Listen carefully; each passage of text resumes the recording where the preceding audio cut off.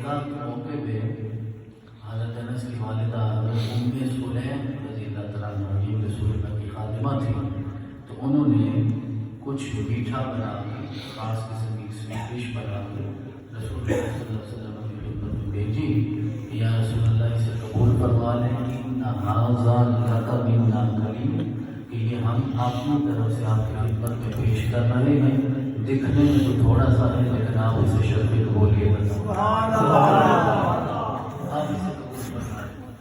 تو وہ حضرت کہتے ہیں میں نے وہ جو پلیٹ تھی، ڈش تھی، جو کچھ بھی تھا جس برتن میں تھا وہ لے کر رسول اللہ کی خدمت میں حاضر ہو، اور تھا صرف اتنا کہ جسے 2 لوگ ہی کھا سکتے ہیں۔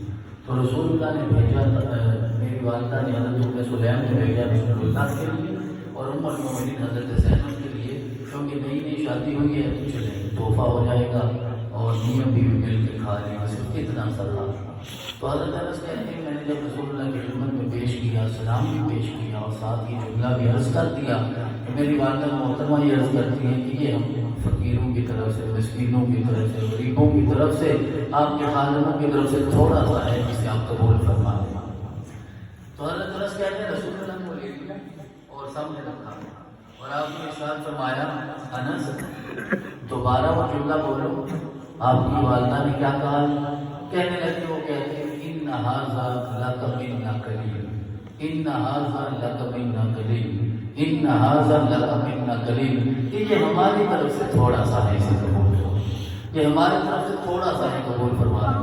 انس کہتے ہیں رسول اللہ نے مسکرا کے کہا یار رکھ دو میرے قدموں میں، تم نے اسے تھوڑا سمجھ کے لائے ہو، تمہاری ماں نے تھوڑا سمجھ کے بھیجا ہے، اب محمد اسے کثیر کر دے۔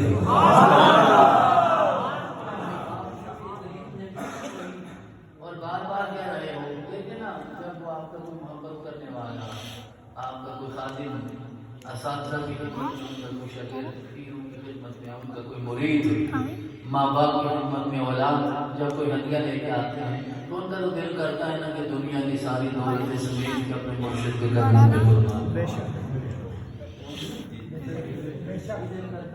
لیکن جتنا بھی دیا جائے نا، جتنا بھی دیا جائے پھر بھی یہ لگتا ہے کہ ہم نے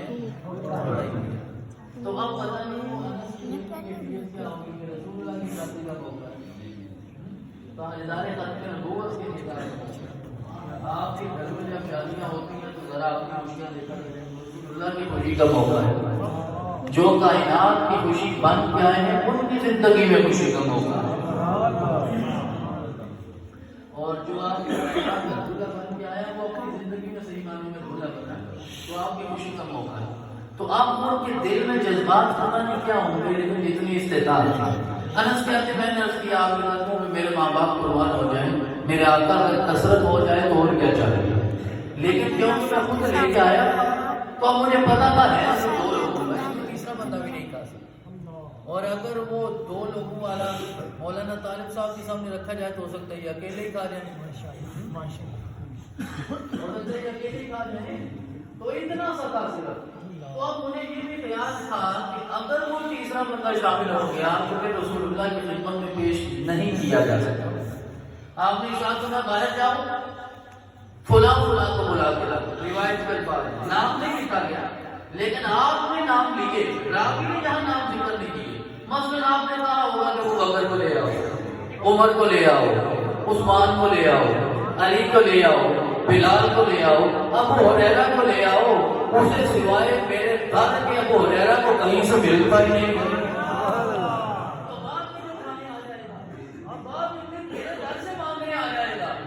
ابو ہریرہ نے تو 3 سال مداخل الاسلام ہے، ابو ہریرہ نے آخر میں اسلام قبول کیا، 7 ہجری میں اسلام قبول کیا، 3.5 سال صرف رسول اللہ کی خدمت میں رہے، 3.5 سال صرف گزارے، مداخل الاسلام ہے، لیکن دین کی خدمت کے اعتبار سے اتنا آگے گزر گئے کہ آج 5,500 روایات تنہا ابو ہریرہ سے۔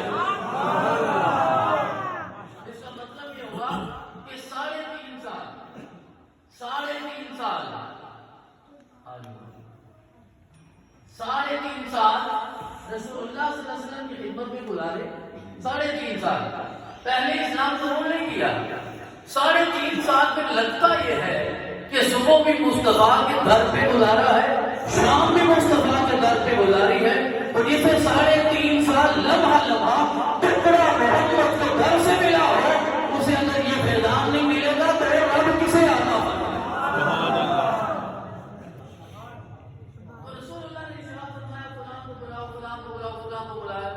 پھر آگے آقا نے ارشاد فرمایا اتنا نہیں، جو تمہیں میرے میں نے نام نہیں لیا، تم گلی میں کھڑے ہو بلا رہے ہو فلاں کو فلاں کو فلاں کو، پھر تمہیں لگے کہ کوئی اور آ گیا ہے، اجازت ہے اسے بھی بلا لینا۔ سبحان اللہ۔ کہتے میں لے آیا اور رسول اللہ کی خدمت میں وہ اصحاب حاضر ہوتے اور وہ جو کھانا تھا ایک ڈش میں 2 لوگوں کے لیے رسول اللہ ان کے سامنے رکھتے اور آپ فرماتے کہ جتنا کھا سکتے ہو کھاؤ۔ سبحان اللہ۔ میرے مصطفیٰ کا در وہ واحد در ہے کہ جہاں آنے والے کو یہی کہا جاتا ہے جتنا مانگنا چاہتے ہو مانگ لو، جتنا کھانا چاہتے ہو کھاؤ۔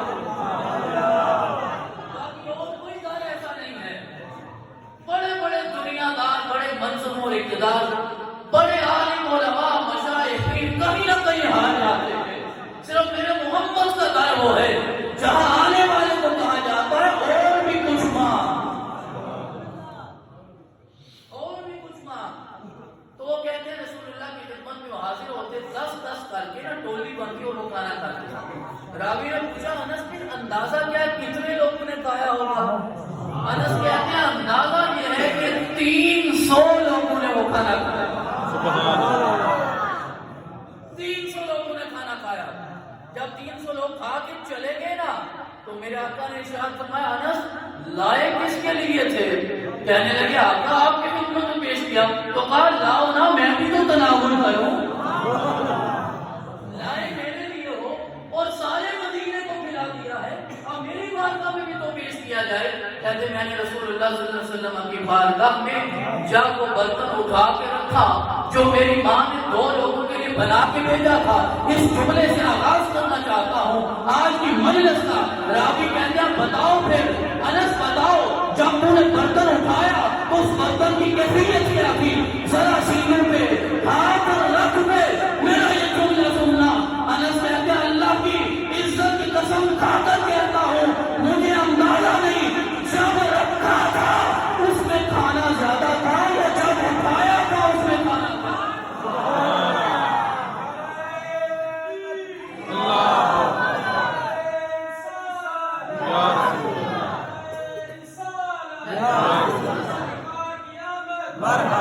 جب میں نے رکھا تو اس وقت کھانا زیادہ تھا، 2 لوگوں کے لیے لائے ہیں، اور جب میں نے رکھا اس وقت زیادہ تھا یا وہ 2 لوگوں کے لیے لایا کیا کھانا 300 لوگ کھا کر چلے گئے، تو جب وہ اٹھا کے لایا ہوں اس وقت زیادہ تھا۔ کہتے ہیں مجھے اندازہ نہیں۔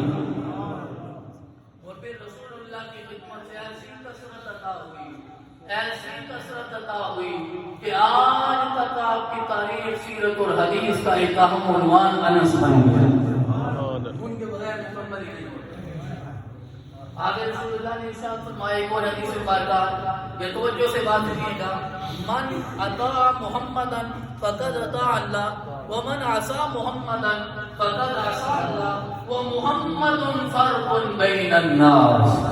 جو محمد کی اطاعت کرے وہ اللہ کی اطاعت ہو جاتی ہے، جو استغفر اللہ نعوذ باللہ محمد کا نافرمان ہو جائے وہ اللہ کا نافرمان ہو جاتا ہے۔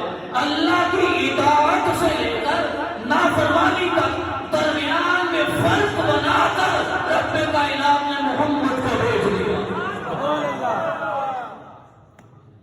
آج بڑے بڑے سمجھدار لوگ ہیں، بڑے بڑے پڑھے لکھے لوگ ہیں، بڑے توحید کے دل دادا لوگ ہیں، وہ کہتے ہیں اللہ سے براہ راست لینا چاہیے، درمیان میں کسی واسطے کی ضرورت ہی نہیں ہے، اللہ براہ راست دیتا ہے۔ قسم کھا کر کہتا ہوں اللہ نے تو براہ راست آدم کو عطا نہیں کیا، آپ کو دیکھا تو لے لے، اللہ نے تو آدم کو نہیں دیا، آپ کو دیکھا تو لے لے، ہمیں کوئی اعتراض نہیں ہے، آدم کو نہیں دیا، قسم دے کر کیا تو نہیں دیا، 300 سال مانگتے رہے، جب مغفرت نہ ہوئی پھر کہنا پڑا اللہم انی اسألک بحق محمد الا غفرت لی۔ مولا 300 سال بعد کہتا ہے محمد کے واسطے معافی عطا فرما۔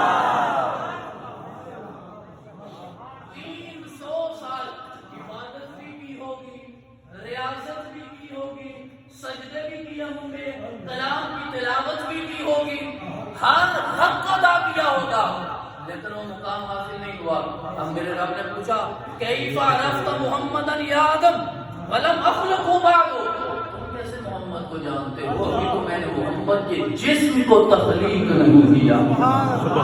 جسم تخلیق نہیں ہوا، جسم تخلیق نہیں ہوا، نور تخلیق ہو چکا تھا. آج ربیع الاول کی کون سی ہے؟ 13. اور میلاد کب ہوا ہے؟ 12 کو. اہل سنت کے ہاں 12 کو، اہل تشیع کے ہاں 17 کو. 12 کو اور 17 کو، ان دونوں میں سے ٹھیک کون سا ہے؟ کون سا ٹھیک ہے؟ اللہ کے گھر میں بیٹھو ایمانداری سے بتائیے. طرفداری نہیں کرنی. 12 یار جھگڑا ہی کوئی نہیں. 12 بھی ٹھیک ہے، 17 بھی ٹھیک ہے، 9 بھی ٹھیک ہے، 10 بھی ٹھیک ہے، 11 بھی ٹھیک ہے، 18 بھی ٹھیک ہے. اس کی وجہ یہ ہے کہ یہ مفتی منیب کے چاند کی تاریخیں ہیں. آمینہ کا چاند تاریخوں کا محتاج ہی نہیں. وہ آپ کی تاریخوں کا کوئی محتاج نہیں ہے.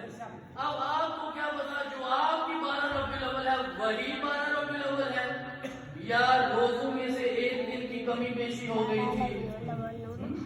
اب بات یہ ہے نا یہ 2 دن کا لگتا ہے. لگتا ہے کہ مفتی صاحب نے کچھ گڑبڑ کر دی ہے. یہ 2 دن کا لگتا ہے. اب اصل علم تو اللہ کے پاس ہے. اب آپ دنیا کے چاند سے آمینہ کے چاند کو سمجھنا چاہیں تو یہ زیادتی ہے. تو میرے رسول کو تب سے ہے جب چاند بھی نہیں تھا، جب تیرا حساب بھی نہیں تھا، تیرا علم بھی نہیں تھا. میرے رب نے کہا آدم کیسے میرے محمد کو جانتے ہو؟ ابھی تو میں نے اس کے جسم کو تخلیق نہیں کیا. آدم کہتے ہیں لِأَنَّكَ لَمَّا خَلَقْتَنِي بِيَدِكَ وَنَفَخْتَ فِيَّ مِن رُّوحِكَ رَفَعْتُ رَأْسِي وَرَأَيْتُ عَلَىٰ قَوَائِمِ الْعَرْشِ مَكْتُوبًا لَا إِلَٰهَ إِلَّا اللَّهُ مُحَمَّدٌ رَّسُولُ اللَّهِ. کہتے ہیں میرے مولا جب تو نے مجھے پیدا کیا، اپنے ہاتھ سے تخلیق کیا، میرے اندر اپنی روح کو پھینکا، میں نے سر اٹھا کر تیرے عرش پہ دیکھا تھا.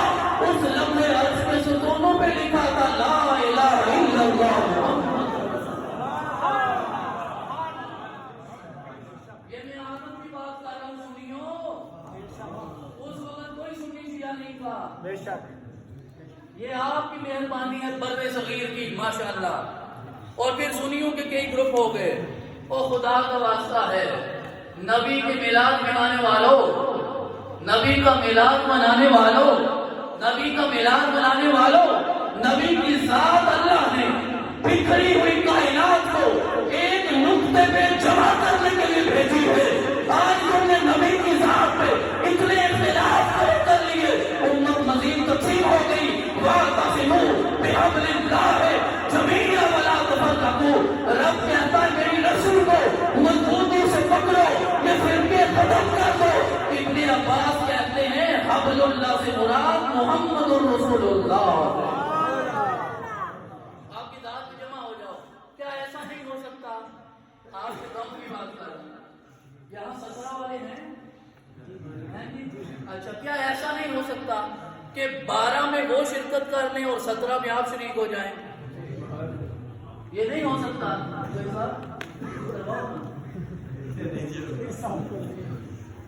کروائیے. 12 کو بھی اسی نبی کا میلاد ہے، 17 کو بھی اسی نبی کا میلاد ہے. میں قسم دے کر کہتا ہوں کہ اگر آپ دونوں محافل میں دونوں نظریات والے شامل ہو جائیں گے، جتنی قبولیت سرور کائنات کی باتوں میں وہ ہوگی، سر تنہا تنہا کرنے سے میرے آقا کو اتنی فرقت نہیں پہنچے گی. تو راضی رسول کو کرنا ہے یا میلاد کی بیٹی کے صدر کو؟ رسول کو. چلے آپ یوں سمجھیے، آپ نے راضی مصطفیٰ کو کرنا ہے کہ غلام مصطفیٰ کو؟ مصطفیٰ کو.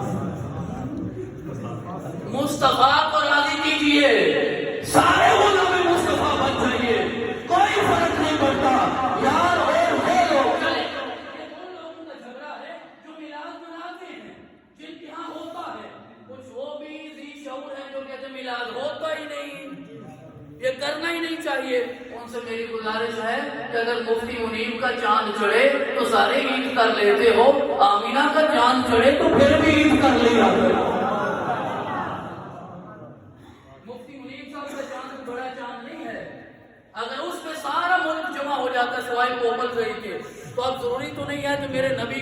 کے پوپل سے ہی بن جاؤ، لہذا جہاں ساری امت کر رہی ہے شریک ہو جائیے.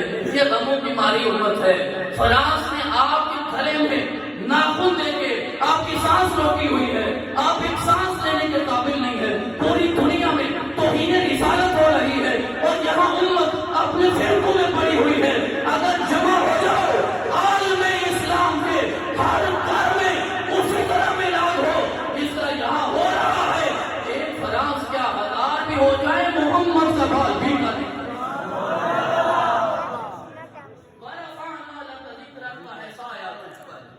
بول ہے بالا تیرا، ذکر ہے اونچا تیرا. مٹ گئے مٹتے ہیں مٹ جائیں گے آتا تیرے، نہ مٹا ہے نہ مٹے گا کبھی چل. تو یہ سب کچھ کرنے کے بعد اگر اللہ کا رسول ہم سے وحدت کا تقاضا کرے تو ہمیں جمع ہو. فرقے تو پہلے ہی بہت تھے. جب رسول اللہ تشریف لائے کیا اس وقت تفریقہ پرستی نہیں تھی؟ یعنی آج اللہ کا شکر ہے کہ مذہب میں کسی حد تک خاندان یا قبیلے کا کوئی فرقہ نہیں. ہمارے اور فرقے ہیں، یہ نہیں کہ ارائیوں کا علیحدہ ہے، بٹوں کا علیحدہ ہے، جٹوں کا علیحدہ ہے. کم از کم مذہب میں ایسی کوئی چیز نہیں ہے. رسول اللہ کی آمد سے پہلے تو یہ بھی تھا، یہی تو لڑائیاں تھیں. بنو امیہ کو مسئلہ کیا تھا بنو ہاشم سے، کعبے کا ہی تو مسئلہ تھا، کعبے کا ہی مسئلہ تھا. رسول نہیں آئے کعبہ تھا ظاہراً. جناب حضرت ابراہیم نے کعبہ بنایا، پتہ ہے آپ کو؟ آپ تھے وہاں نہیں تو پھر آپ کو کیسے پتہ ہے؟ آپ کو کیسے پتہ ابراہیم نے بنایا؟ سنیں رسول اللہ نے بتایا. کیا دیکھیے میں نے کہا من اطاع محمدًا فقد اطاع اللہ ومن عصى محمدًا فقد عصى اللہ ومحمد فرق بین الناس. کہ محمد ہی ہیں جو فرق کرتے ہیں اطاعت میں اور معصیت میں، اطاعت میں اور نافرمانی میں. کعبہ تو رسول اللہ کی آمد سے پہلے بھی تھا. ابراہیم آئے کعبہ تھا، رسول اللہ نہیں ہے. اسماعیل تھے کعبہ تھا، محمد نہیں ہے. اسحاق آئے کعبہ تھا، محمد نہیں ہے. یعقوب آئے کعبہ تھا، محمد نہیں ہے. یوسف آئے کعبہ تھا، محمد نہیں ہے. موسیٰ آئے کعبہ تھا، محمد نہیں ہے. داؤد آئے کعبہ تھا، محمد نہیں ہے.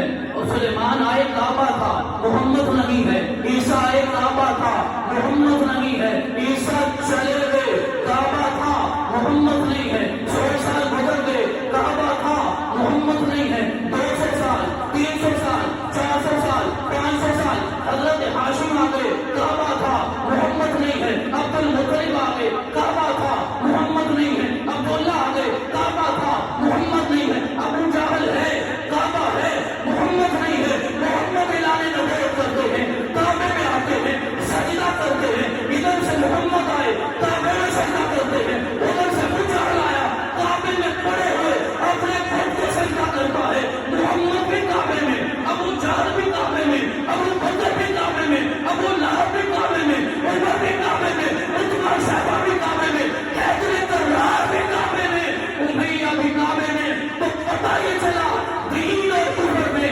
ایمان اور کفر میں، توحید اور شرک میں فرق کعبہ نہیں ہے.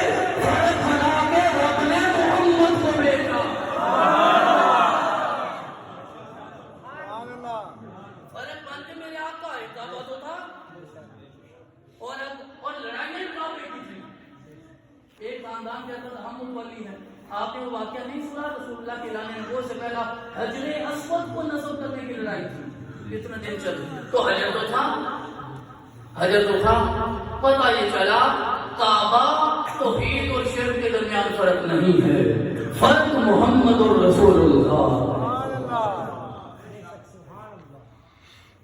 اگر کسی پتھر کو عبادت کی نیت سے چوما جائے تو وہ شرک ہوتا ہے یا توحید ہوتی ہے؟ کوئی پتھر ہے اسے چوما جائے کہ یہ ہمارے گناہ چوس لیتا ہے، وہ توحید ہوتی ہے شرک ہوتا ہے؟ شرک ہوتا ہے. اچھا، اور اگر وہ کعبے کی دیوار میں لگا ہو تو اسے چوما جائے پھر بھی شرک ہوتا ہے، پھر توحید ہو جاتی ہے. اصول ایک رکھے نا، ہندوستان کے لیے وہ اصول ہے تو پھر مکہ مدینہ کے لیے وہی اصول ہونا چاہیے. تو پتہ یہ چلا کہ حجر یہ توحید اور شرک کے درمیان فرق نہیں کرتا، فرق محمد کرتے. اس پتھر کو آقا چوم لینا میرا جملہ آپ کے لیے تحفہ ہے کہ جس چیز کو میرا آقا چون لے، جس چیز کو میرا آقا چون لے، جس چیز کو میرا آقا چون لے، زندگی میں ایک بار چون لے یا چلے 2 بار چون لے یا زیادہ سے زیادہ 3 بار چون لے، جیسے آقا 1 بار 2 بار 3 بار چون لے، اس پتھر کو میرا رب اتنا اختیار دے دیتا ہے کہ وہ تیری زندگی کے سارے گناہ چوس لے۔ پتھر میں اختیار آ جاتا ہے جسے آقا چون لے، اس پتھر میں اتنا اختیار آ جاتا ہے۔ قربان جاؤں اس امتی کے ایمان پہ، پتھر کا اختیار مانتا ہے، محمد کا اختیار نہیں مانتا، اور سارے جا کے چونتے ہیں اس پتھر کو، اور اس پتھر کو چوننے کے لیے لوگوں کو ہم نے مرتے رولتے ہوئے دیکھا ہے تاکہ اس پتھر کو چون لے۔ بھائی کیوں چوننا؟ گناہ معاف ہو جائیں، اتنا یقین اپنے گناہوں کا ہے نا، گناہ تو وہ معاف ہے، کیا پتھر سے گناہ معاف ہوتے؟ نہ عمر نے کہا میں نہ چونتا اسے اگر میری آنکھوں میں محمد کو سے چونتے ہوئے یار اسے میرا رسول ایک بار چون لیتا ہے وہ تیرے سارے گناہ چوس لیتا ہے۔ تو جسے پیدا ہوتے میرے پیغمبر نے اپنے لوگ دہان سے گھٹی دی ہو، اس کی نسبت سے صرف گناہ نہیں معاف ہوتے، وہ تیری جنت کا سردار بنا۔ تو پتھر کے اختیار کو ماننے والوں، میرے محمد کے نواسے حسین کے اختیار کو بھی مان لو۔ کیوں بھائی جان؟ مقام ابراہیم بھی کوئی پتھر ہی ہے، اس کے حضرت ابراہیم کے قدموں کے نشان ہے، تو لہذا توحید اور شرک میں فرق جو ہے نا وہ کعبے کا نہیں ہے۔ ابو جہل بھی کعبہ مانتا، لا الہ الا اللہ کسی صورت میں سارے پڑھتے رہے ہیں، آدم سے لے کر عیسیٰ تک لا الہ الا اللہ کسی نہ کسی کیفیت میں سارے پڑھتے رہے، اللہ کو مانتے رہے۔ یہودی لا الہ الا اللہ پڑھ کے کہتے ہیں حضرت عزیر اللہ کے بیٹے ہیں، عیسائی کہتے ہیں عیسیٰ اللہ کا بیٹا ہے۔ تو لا الہ الا اللہ پڑھ لینا یہ توحید اور شرک کے درمیان فرق نہیں کرتا، محمد رسول اللہ پڑھا جائے تو ایمان قبول ہوگا۔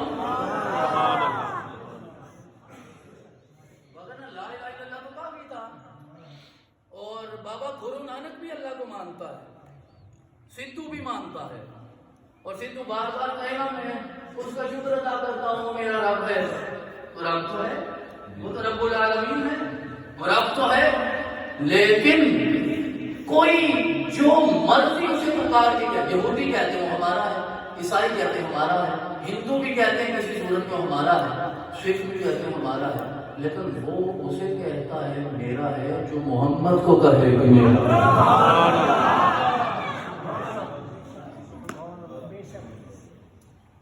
حضرت یونس علیہ السلام کا ایک معجزہ قرآن میں ذکر ہوا ہے، سنا ہے آپ نے؟ کیا ہے؟ آپ کو پتا ہے مجھے اگر کہا جائے تو سنا تو سنانا پڑتا ہے۔ اب شادی والا کو سمجھ نہیں آئی میری؟ کون سا معجزہ نہیں کون تھا؟ مچھلی کے پیٹ میں کتنے دن زندہ رہے؟ 40 دن۔ مچھلی کے پیٹ میں کتنے دن زندہ رہے؟ 40۔ چلیں جنہیں نہیں پتا انہیں بتا رہا ہوں کہ حضرت یونس علیہ السلام اللہ کے نبی ہیں، اور ان کو مچھلی نے نگلا، لیکن اللہ کے حکم سے وہ مچھلی کے پیٹ میں 40 روز زندہ رہے۔ 40 دنوں کے بعد میرے رب نے اسی زندگی کے ساتھ انہیں دنیا میں پھر ظاہر فرمایا۔ ٹھیک ہے جی؟ اب کیونکہ وہ معجزہ قرآن میں آیا تو سارے مانتے ہیں، سارے مانتے ہیں، سارے ہی مانتے ہیں، یہ سارے نہیں، سارے ہی مانتے ہیں کہ یونس مچھلی کے پیٹ میں 40 روز زندہ رہے۔ وہ بھی مانتے ہیں کہ یونس مچھلی کے پیٹ میں 40 روز زندہ رہے، جو اپنے محمد کو زندہ نہیں مانتے۔ سمجھ آئی بات کی؟ تو میں کہنا یہ چاہتا ہوں کہ جو رب اپنی طاقت سے مچھلی کے پیٹ میں یونس کو 40 روز زندہ رکھ سکتا ہے، وہ اپنی طاقت سے میرے محمد کو گنبد خضرا میں زندگی عطا کرتا ہے۔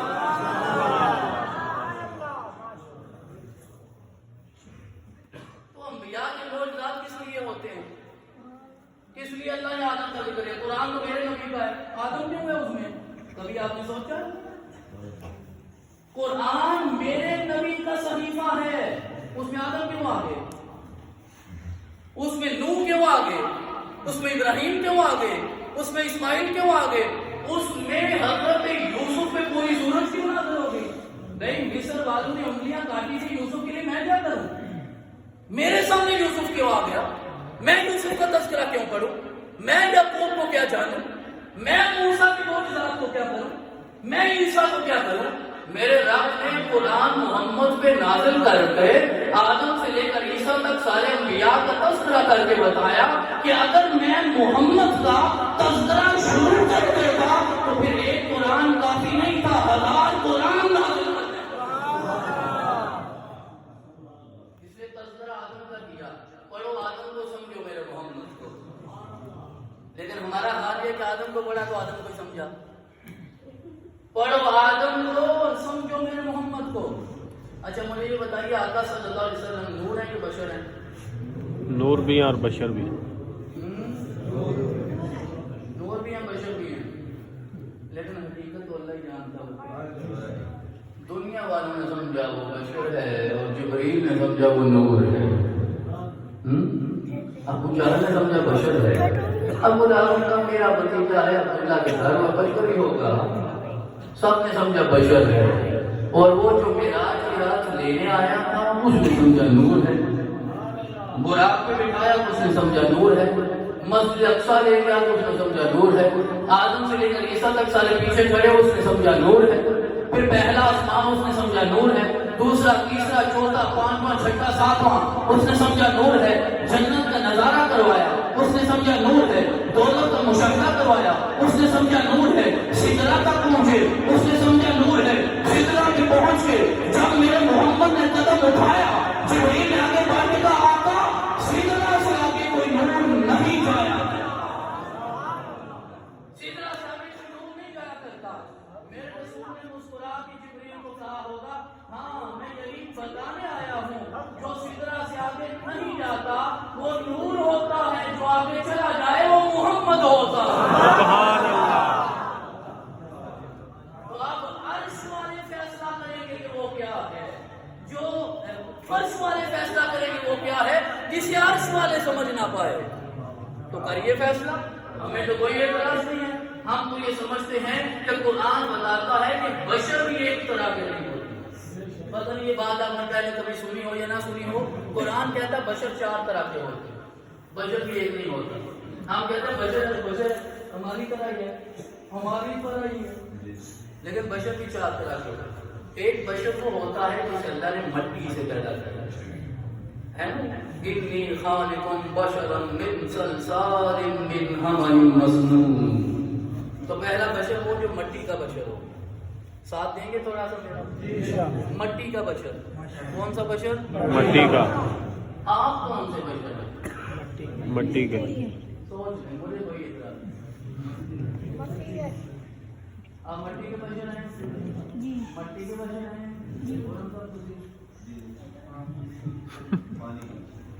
میرے بچوں، میرے بزرگوں، آپ تو پانی کے بشر ہیں، آپ کے گھر میں بچے نہیں ہوتے، آپ کو نہیں پتہ کیسے ہوتے ہیں۔ وَجَعَلْنَا مِنَ الْمَاءِ كُلَّ شَيْءٍ حَيٍّ أَفَلَا يُؤْمِنُونَ، ایک نطفے سے میرے رب نے پیدا کر دیا، تو مٹی کا بشر بھی ہے، دوسرا ہے پانی کا بشر، تیسرا بشر کون ہوتا ہے؟ جو اللہ کے امر کا بشر ہوتا ہے، جہاں نہ مٹی کی ضرورت ہوتی ہے نہ پانی کی ضرورت ہوتی، اللہ کن کہتا ہے بشر ہو جاتا ہے۔ اور وہ پتہ کون ہے؟ وہ ہے عیسیٰ بن مریم۔ ہے باپ؟ عیسیٰ کا باپ ہے نہیں، تو بغیر باپ کے کیسے ہو گیا بچہ؟ تو اس کا مطلب یہ ہوا کہ وہ اللہ کے امر کا بشر ہے۔ قال ربك هو عليك هين ولنجعله آية للناس رحمة منا وكان أمرا مقضيا۔ اللہ کے لیے تو مشکل نہیں ہے کہ مٹی ہو تو ہوگا، اللہ کے لیے مشکل تو نہیں ہے کہ پانی ہو تو ہوگا، اللہ جب کن کہتا ہے ہو جاتا ہے۔ تو یہ ہو گئے 3 بشر، مٹی کا بشر، پانی کا بشر، امر کا بشر، اور چوتھا وہ ہوتا ہے جو نور کا بشر بن کر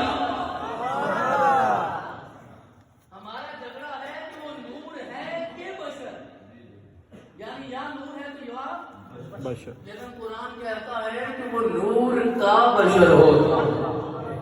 جس طرح مٹی کا بشر ہوتا ہے، جس طرح پانی کا بشر ہوتا ہے، جس طرح امر کا بشر ہوتا ہے، اس طرح نور کا بشر ہوتا ہے. تم کیا سمجھو گے، تم کیا سمجھو گے، تم کیا سمجھو گے وہ کیسا بشر ہے جو سدرہ پہ جاتا ہے اور اعلیٰ نورانی مخلوق کہتی ہے یہاں سے آگے نہیں جاتے. یزید کے دربار میں کھڑے ہو کے زین العابدین نے کہا تھا میں اس کا بیٹا ہوں جو وہاں پہنچا ہے جہاں یاد اللہ ہے یا محمد رسول اللہ. وہاں کوئی اور نہیں. تو شاہ خوباں تو جانے جان ہے چہرہ حکم کتاب نہ بن سکے نہ بن سکے گا مثال تیری جواب تیری. آپ کہاں سے مثالیں ڈھونڈنے کی کوشش کر رہے ہیں میرے رسول کو سمجھنے کے لیے؟ حضرت داؤد علیہ السلام کا یہ معجزہ ہے جب وہ تلاوت کرتے تھے اپنے کلام کی یعنی زبور کی تو پرندے بھی فضا میں ٹھہر کے سنا کرتے. یہ لحن داؤدی، کبھی یہ اصطلاح سنی آپ؟ یہ قرآن پاک میں معجزہ ذکر ہے. میں کہیں کو باہر سے بات نہیں کر رہا، قرآن سے بات کروں. قرآن تو سمجھا ہے نا، قرآن کے لفظ تو سمجھے جو تفسیریں وہ بھی سمجھ ہماری تفسیریں بھی اپنی آپ کی مرضی کی تفسیر لفظ تو سمجھے. الحمدللہ رب العالمین اتنا بھی اب ہماری کسی کو نکال دیں کسی کو رکھ دیں تو پھر ہماری مرضی ہے، ہم مفسر کیوں ہوئے. تو یہ حضرت داؤد کا معجزہ ہے. جب وہ کلام پڑھتے تھے اتنی آواز میں ترنم تھا کہ فضا میں پرندے ٹھہر کے سنا کرتے تھے. یہ سارے معنی کہ حضرت داؤد کی آواز کو اللہ نے اتنا سوز عطا فرمایا. لیکن جب میرا داؤد پڑھتا تھا نا، میرے محمد پڑھتے تھے، پرندے چھوڑو پرندوں کو، ابو جہل بھی ٹھہر کے محمد کو سنا. سب سے بڑا دشمن ہے جب قرآن کی تلاوت کرنے سے ٹکراتی ہے تو بستر چھوڑ کیا جاتا ہے رسول اللہ کے قدموں میں. میں کہتا ہوں یار ذرا غور تو کرو، جب داؤد پڑھتا ہوتا کلام کی تاثیر کیا ہوگی، جب میرے محمد پڑھتے ہوئے کلام کی تاثیر کیا ہوگی. لیکن جب محمد کے دروازے نے سر کٹا کر نیزے کی نوک پہ قرآن پڑھا ہوگا تو میرے محمد نے بھی اپنی ساری محبتوں کو قربان کر دیا. یہاں تو زندہ سروں سے پڑھنا ممکن نہیں، سر کٹا کر سر نیزہ بھی تلاوت کر گئے، سر کٹا کر بھی تلاوت کر گئے. یہ بڑا مشکل ہے. حضرت سلیمان علیہ السلام کا یہ معجزہ ہم پڑھتے ہیں. آپ نے کہا ملکہ بلقیس کے لیے میرے پاس آ رہی ہے، مجھے اس کا تخت چاہیے. یہ سنی آپ نے بات؟ سنا کریں بات. تو ملکہ بلقیس کا تخت مجھے اس کے پہنچنے سے پہلے چاہیے. بادشاہ بھی تھے، نبی بھی تھے، رسول بھی تھے. ہوائیں بھی مسخر تھی ان کے لیے، ہوائیں مسخر تھی. کس کے لیے؟ کس کے لیے؟ سلیمان کے لیے. ہوائیں مسخر تھی. مجھے کیا لگے مسخر ہونا، میرا کیا لینا دینا. لیکن اللہ نے بتایا ہے اے محمد کے غلاموں، اگر میں سلیمان کے لیے ہوا مسخر کر سکتا ہوں تو تیرے محمد کے لیے بھی کر سکتا ہوں. وہ اگر 1000 میل سے دور تخت منگوا سکتا ہے تو تو یہاں بیٹھ کے سلام پڑھے گا تو میرا محمد وہاں سن سکتا ہے. سبحان اللہ. وہ آپ نے سلیمان کے نعرے کو لگا لیے. یہی ہوتا ہے نا سلیمان کے موجود آپ نے نبی کی سمجھ کوئی نہیں، آپ نے نبی کی سمجھ کوئی نہیں. قرآن توحید نہ کرے تو کیا کرے. آج تک ہم نے نبی کو اس طرح ماننا ہی نہیں ہے جس طرح اللہ نے نبی کو بنا کر بھیجا. یہ کبھی جا کے غور کیجیے گا میری بات. صرف کلمہ پڑھ لینا کون سا احسان ہے، وہ تو آپ کے پیدا ہونے سے مطلب پیدا ہوتے ہی آپ کی شعور سے پہلے آپ کے کان میں نظام دے کے آپ کو مسلمانوں جیسا نام رکھ دیا گیا تھا. کبھی آپ نے محمد کو سوچا، کبھی آپ نے محمد کو سمجھا ہے. آپ تو قرآن پڑھتے ہیں کہ نانی مرتی نہیں ہے، سرحانے بیٹھے یاسین پڑھے مر جائے. کیا قرآن اس لیے نازل ہوا تھا؟ قرآن تو آیا تھا کہ مردوں کو زندہ کرے. ہم نے قرآن کے ذریعے زندہ لوگوں کو مارنا شروع کر دیا. تو اس لیے پیغمبر کو مانیے، اس طرح مانیے کہ آپ نے کہا مجھے تخت چاہیے. ایک جن کا آپ کے درباری ہیں، سلیمان کے درباری جن بھی ہوتے تھے. سلمان کے درباری جن بھی ہوتے. تو وہ سلیمان ہے جس کے درباری جن ہوں، وہ محمد ہے جس کا درباری جبرائیل ہو۔ اب اللہ نے میرے رسول کا تذکرہ اتنا نہیں کیا قرآن میں، میں آپ کو بتا رہا ہوں۔ موجہ معراج اتنا لمبا ہے، حدیث کی کتابیں بھری پڑی، اللہ نے کہا سبحان الذی اسری بعبدہ لیلا من المسجد الحرام الی المسجد الاقصی، بات ختم ہو گئی۔ اس سے آگے کہاں ہے؟ یار اگر میرا رب موجہ معراج کو کھول کے بیان کرنا شروع کر دیتا تو 15ویں پارے سے لے کے 30ویں پارے تک سوائے معراج کے کسی اور چیز کا ذکر ہی نہ ہوتا۔ میرے رب نے صرف اشارے کی نہیں اشارے کی۔ تو وہ جن اٹھا، اس نے کہا کہ میں وہاں پر برخاست ہونے سے پہلے لے آؤں گا۔ آپ نے فرمایا نہیں، مجھے اس سے بھی جلدی چاہیے۔ قال الذی عنده علم من الکتاب انا آتیک به قبل ان یرتد الیک طرفک۔ پھر ایک انسان اٹھا، جن کی بس ہو گئی، اس نے کہا نہیں اتنا وقت تو لگے گا، گھنٹہ لگے، 2 لگے، 3 لگے، 4 لگے، دربار برخاست ہونے سے پہلے لے آؤں گا۔ آپ نے فرمایا اس سے بھی پہلے چاہیے۔ پھر ایک اور اٹھا جسے اللہ نے کتاب کا تھوڑا سا علم عطا فرمایا تھا، اور وہ کتاب کون سی تھی؟ حضرت سلیمان کی وہ زبور تھی جو آپ کے ابا کی حضرت داؤد پہ نازل ہوئی تھی، ٹھیک ہے نا؟ تو زبور کا تھوڑا سا علم تھا، تھوڑا سا۔ اس نے کہا مجھے اجازت دینا، جتنی دیر پلک جھپکنے میں لگتی ہے مجھ سے پہلے تخت سلیمان کے قدموں میں۔ یہ بات کی سلیمان نے اجازت دی، پلک ابھی جھپکی نہیں ہے، ملکہ بلقیس کا تخت سلیمان کے قدموں میں۔ بڑا مقام ہے نا سلیمان کا، ہماری سفر ہو گئی، زمین تخت آ گیا۔ میں قربان جاؤں لوگوں کے ایمان پہ کہ سلیمان کو حواری کو مان لیتے ہیں جس کو زبور کا تھوڑا سا علم تھا کہ وہ لمحے میں تخت اٹھا کے یہاں لے آیا ہے۔ میرے محمد کے علی کو کیوں نہیں مانتے جو سواری کی ایک رکاب میں پاؤں رکھتا ہے، الحمد کرتا ہے، دوسری رکاب میں پاؤں نہیں آتا، والناس پڑھ کے قرآن ختم کر دے۔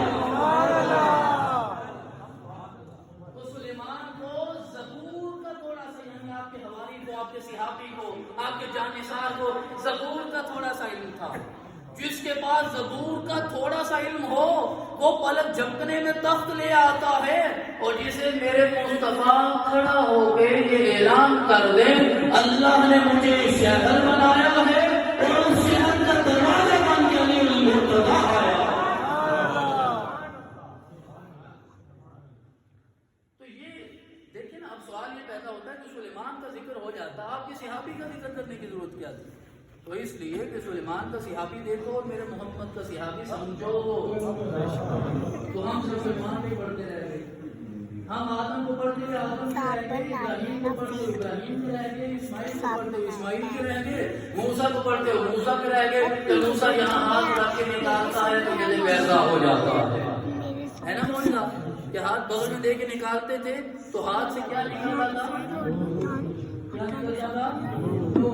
قربان جاؤں، سارے مانتے ہو، سارے مانتے ہو کہ موسیٰ کے ہاتھ سے نور نکلتا تھا۔ اور خدا کے بندو، جس موسیٰ کے ہاتھ سے نور اس رب نے نکالا ہے اسی نے تو محمد کو نور بنا کر بھیجا۔ تو تم بس موسیٰ بنانے لگاؤ، موسیٰ بنانے لگاؤ، اپنے نبی کو نہ مانو، اپنے نبی کی سمجھ ہی نہیں آئی۔ حضرت عیسیٰ علیہ السلام 3 دن کے تھے جب آپ نے کلام کیا۔ کبھی آیت پڑھی آپ نے قرآن میں؟ ارے قرآن میں 30 بار والا ہمارے گھروں میں ہوتا ہے، اسی میں ہے، اسی میں۔ سورہ مریم کے دوسرے رکوع کی یہ آیت ہے، سارے بنی اسرائیل کے آگے اور آگے کہنے لگے مریم ہم نے رکوع میں بڑا پرہیزگار سمجھا تھا، یہ کیا ہو گیا؟ فَأَشَارَتْ إِلَيْهِ قَالُوا كَيْفَ نُكَلِّمُ مَنْ كَانَ فِي الْمَهْدِ صَبِيًّا۔